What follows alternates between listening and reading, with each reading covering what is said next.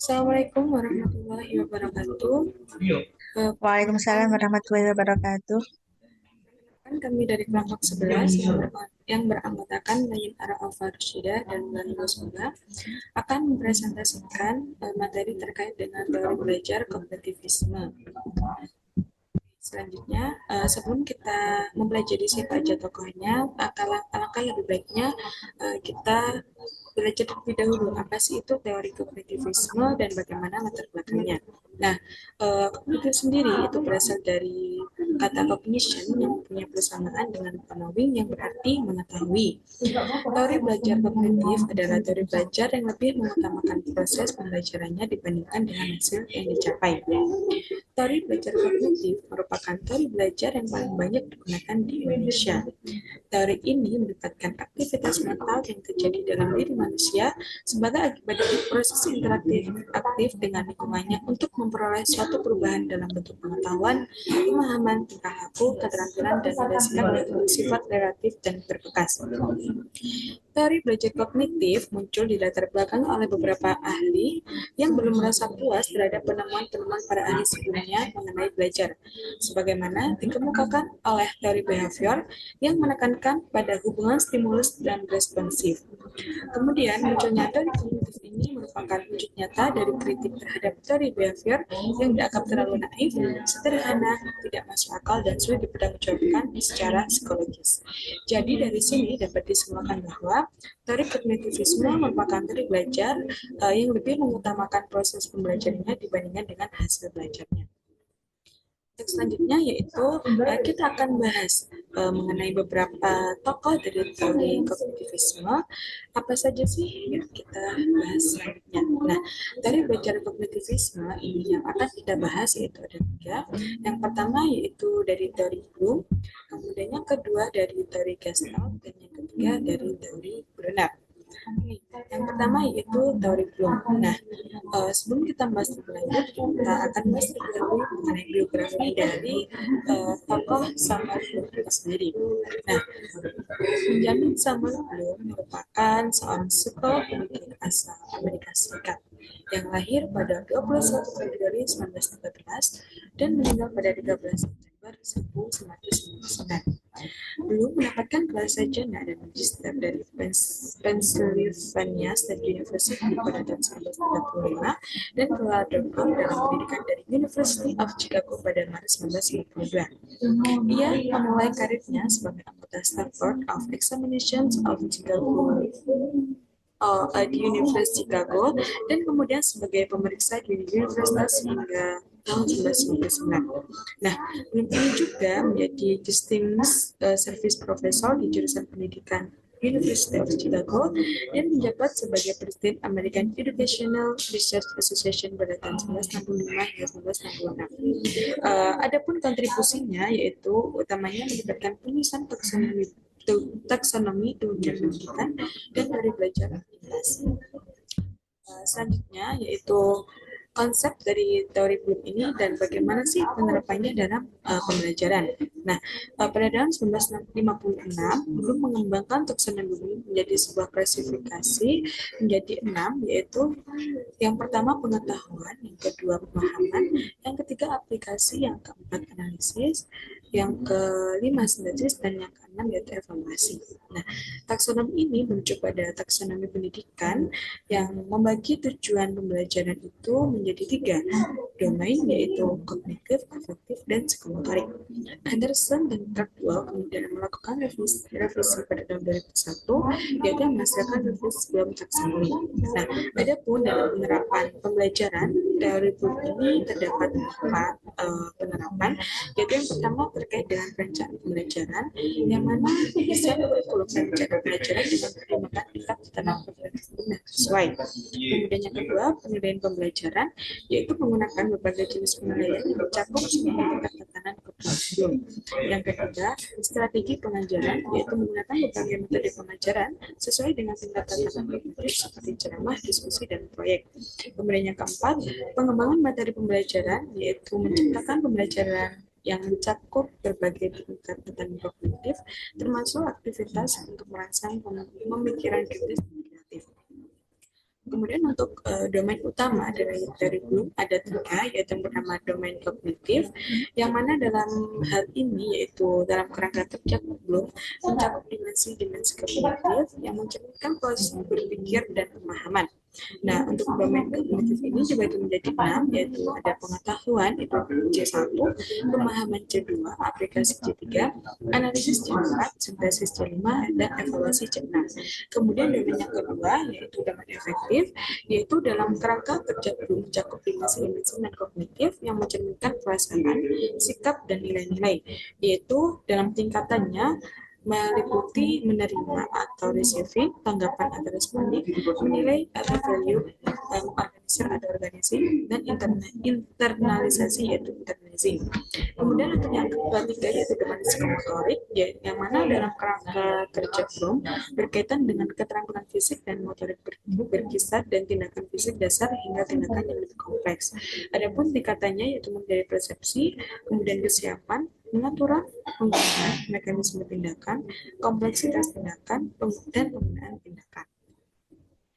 Untuk teori selanjutnya itu akan dilanjutkan oleh teman saya. Selanjutnya yaitu teori belajar Gestalt. Gestalt bersumber dari bahasa Jerman yang memiliki arti yaitu bentuk maupun komposisi. Inti dari pembelajaran Gestalt adalah objek atau kejadian tertentu yang dianggap menjadi satu kesatuan yang terpadu. Teori ini dikenalkan oleh Herr von Evenfels menerbitkan sebuah karya berjudul Test of Uber Gestalt tahun 1890. Lalu dikembangkan oleh Kohler dan Wertheimer yang dikenal sebagai teori belajar gerak atau juga dikenal dengan teori medan atau pembelajaran pemahaman penuh yaitu insightful learning. Bagi para ahli pengikut Gestalt, perkembangan itu adalah proses diferensiasi, yaitu dalam proses diferensiasi primer adalah keseluruhan, sedangkan yang bagian-bagian adalah sekunder. Bagian-bagian hanya mempunyai arti sebagai bagian daripada keseluruhan dalam hubungan fungsional. Dengan bagian-bagian yang lainnya, keseluruhan adalah terlebih dahulu, baru disusul oleh bagian-bagian lainnya. Contohnya, bila kita bertemu dengan seorang teman, misalnya dari kejauhan, yang kita saksikan terlebih dahulu bukanlah bajunya yang baru, atau pulpennya yang bagus, atau dahinya yang terluka, melainkan justru teman-teman kita sebagai keseluruhan, sebagai gestat, baru kemudian menyukseskan adanya hal-hal khusus tertentu, seperti bajunya yang baru, pulpennya yang bagus, dahinya yang terluka, dan sebagainya. Next. Selanjutnya yaitu prinsip-prinsip teori Gestalt. Yang pertama yaitu ada tujuan belajar. Tujuan belajar adalah mendapatkan pemahaman atau insight. Yang kedua yaitu belajar dimulai dari keseluruhan, yaitu mula-mula anak melihat sesuatu sebagai keseluruhan. Bagian-bagian dilihat dalam hubungannya fungsional dengan keseluruhan. Tetapi lambat tahun ia mengadakan diferensial bagian-bagian itu dari keseluruhan menjadi bagian yang lebih kecil atau kesatuan yang lebih kecil.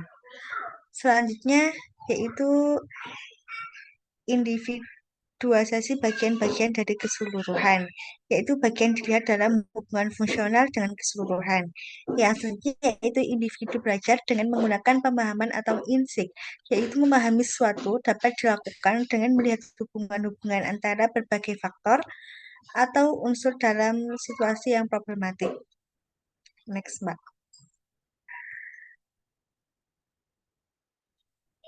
Next.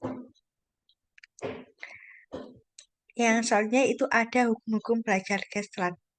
Nah, hukum belajar Gestalt ini ada 5. Yang pertama yaitu hukum keseluruhan. Law of Parkins, yaitu manusia cenderung mengorganisasi pengalaman mereka sedemikian rupa sehingga membentuk suatu pola yang sederhana, kohesif, dan bermakna. Dalam konteks belajar ini bisa diartikan bahwa pembelajaran lebih efektif ketika materi disajikan dengan cara yang jelas dan terorganisir. Selanjutnya yaitu ada hukum kesamaan, yaitu law of osmosis. Objek atau informasi yang mirip atau sama lain lebih cenderung dianggap sebagai bagian dari suatu kelompok atau kategori. Dalam pembelajaran ini menunjukkan bahwa materi-materi yang serupa atau memiliki pola yang sama dapat lebih mudah dipahami oleh siswa. Selanjutnya itu hukum keterpisahan, law of nih. Objek atau elemen yang berdekatan satu sama lain cenderung dianggap sebagai suatu kelompok atau kesatuan. Dalam pembelajaran ini dapat diartikan bahwa konsep atau informasi yang saling terkait berdekatan dapat lebih mudah dihubungkan dan dipahami secara bersama-sama. Selanjutnya itu yang keempat ada hukum komunitas, law of community, yaitu manusia cenderung melihat pola atau garis yang kontinu dan mengalir lebih baik daripada yang terputus-putus. Nah, selanjutnya ada hukum penutupan, law of closure, yaitu manusia cenderung mengisi bagian yang hilang dari suatu gambar atau pola sehingga membentuk suatu kesatuan yang utuh. Dalam pembelajaran ini bisa diartikan bahwa siswa cenderung melengkapi informasi yang hilang atau tidak diberikan. Next.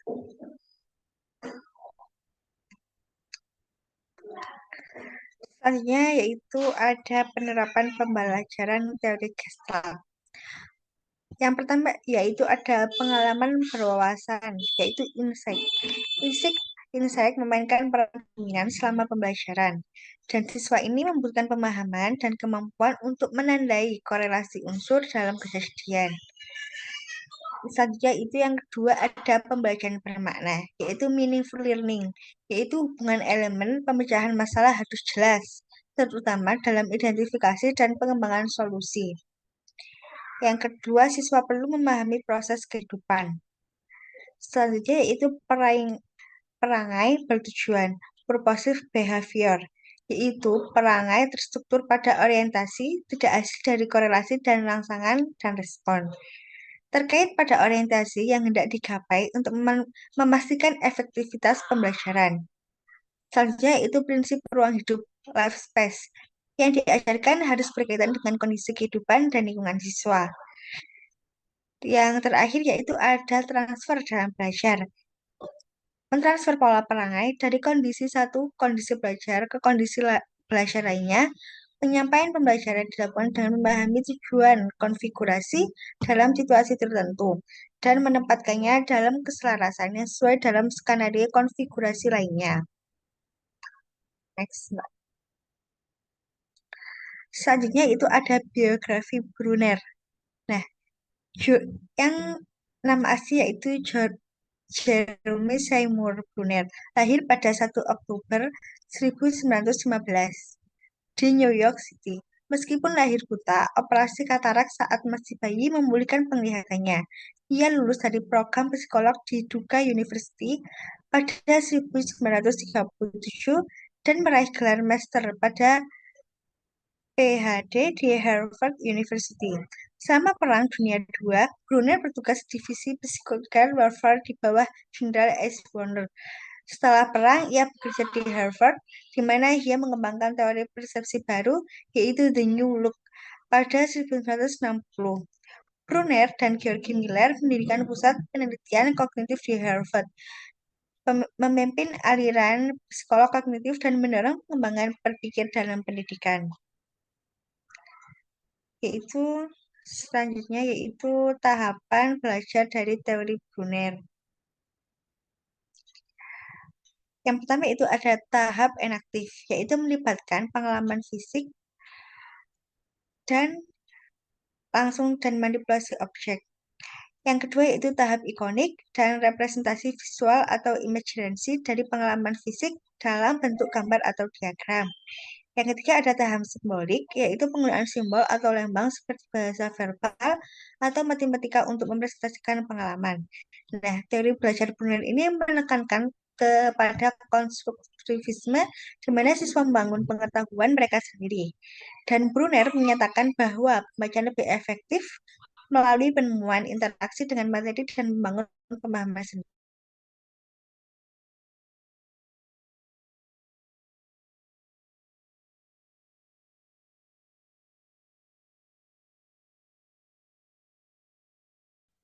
Dan Brunner sendiri melihat guru sebagai fasilitator, siswa sebagai pembangunan pengetahuan. Selanjutnya yaitu prinsip teori belajar Brunner. Yang pertama yaitu pembelajaran melalui penemuan discovery learning. Nah, dalam penemuan yang bernama discovery learning ini, siswa belajar lebih efektif melalui pengalaman melalui sendiri daripada penerima informasi secara pasif. Proses ini memungkinkan pengembangan keterampilan berpikir kritis dan problem solving. Yang kedua ini ada struktur pengajaran, spiral kurikulum. Nah, materi ini pembelajaran disusun dengan dalam pola spiral dalam berulang dengan tingkatan kesulitan yang meningkat. Hal ini memungkinkan siswa memahami konsep yang lebih kompleks seiring waktu dan pengalamannya. Yang ketiga, ada teori pengorganisasian, yaitu manusia cenderung mengorganisir informasi ke dalam kategori atau pola. Pembelajaran ini ditingkatkan dengan membantu siswa mengidentifikasi hubungan antar konsep dan menyusun dalam struktur kategori. Yang keempat, ada pembelajaran konsep oleh siswa, yaitu siswa aktif dalam membangun pemahaman mereka sendiri melalui interaksi dengan materi pelajaran. Mereka tidak hanya menerima informasi, tetapi juga menciptakannya. Yang kelima, ada pembelajaran scaffolding. Guru memberikan dukungan yang sesuai dengan tingkat kemampuan siswa selama proses pembelajaran, dan dukungan ini dikurangi seiring perkembangan siswa. Yang keenam, ada pemikiran melalui narasi, yaitu Brunner lebih menekan pentingnya narasi atau cerita sebagai cara alami manusia memproses informasi, yaitu penggunaan narasi yang menarik dan relevan dapat meningkatkan pemahaman konsep. Selanjutnya, yaitu ada kelebihan dan kekurangan kognitivisme. Yang pertama yaitu ada kelebihan. Yang pertama menjadi Yang pertama yaitu menjadikan siswa lebih kreatif dan mandiri. Dengan teori belajar kognitif, siswa dituntut untuk lebih kreatif karena mereka tidak hanya merespon dan menerima rangsangan saja, tapi memproses informasi yang diperoleh dan berpikir untuk menemukan ide-ide dan mengembangkan pengetahuan. Yang kedua yaitu ada membantu siswa memahami bahan belajar secara lebih mudah. Teori belajar kognitif membantu siswa memahami bahan ajar lebih mudah karena siswa sebagai peserta didik merupakan peserta aktif di dalam proses pembelajarannya yang berpusat pada cara peserta didik mengingat, memperoleh kembali, dan menyimpan informasi dalam ingatannya. Yang ketiga, ada siswa dapat berpikir kritis. Siswa menjadi pemikir yang lebih kritis dan analisis, dan aktivitasnya mereka memahami materi dan contoh melalui hasil analisis, observasi, pemahaman terhadap aktivitasnya sendiri. Yang selanjutnya yaitu ada siswa belajar bertanggung jawab. Dalam teori kognitif, apa yang dipelajari seseorang meningkatkan kemandirian dan meningkatkan kreativitas siswa. Siswa merasa bertanggung jawab atas apa yang mereka lakukan. Yang kelima ada memaksimalkan daya ingat siswa, yaitu dengan menerapkan teori kognitif, guru dapat memaksimalkan daya ingat siswa untuk mengingat materi yang disampaikan. Selanjutnya yaitu ada kekurangan teori kognitivisme. Yang pertama yaitu teori semua pendidikan sesuai dengan teori kognitif. Yaitu tidak semua teori dan tingkatan pendidikan dapat dipraktikkan dengan teori kognitif. Ada beberapa materi yang sulit dipahami jika menggunakan pembelajaran kognitif. Yang kedua yaitu tidak semua orang memiliki daya ingat yang sama. Pada dasarnya, teori kognitif ini lebih menekankan pada kemampuan daya ingat siswa dan kemampuan mengingat secara keseluruhan dari setiap siswa. Maka kelemahannya di sini bahwa teori kognitif ini menganggap semua siswa memiliki kemampuan daya ingat yang sama dan itu tidak hendak sama sekali. Yang ketiga yaitu teori kognitif tidak memperhatikan perkembangan umum siswa. Terkadang teori kognitif ini memperlihatkan bagaimana siswa belajar atau mengembangkan pengetahuan dan bagaimana siswa mencarinya. Karena pada dasarnya setiap siswa memiliki cara yang berbeda. Sekian presentasi dari kelompok ini. Wassalamualaikum warahmatullahi wabarakatuh. Waalaikumsalam warahmatullahi wabarakatuh.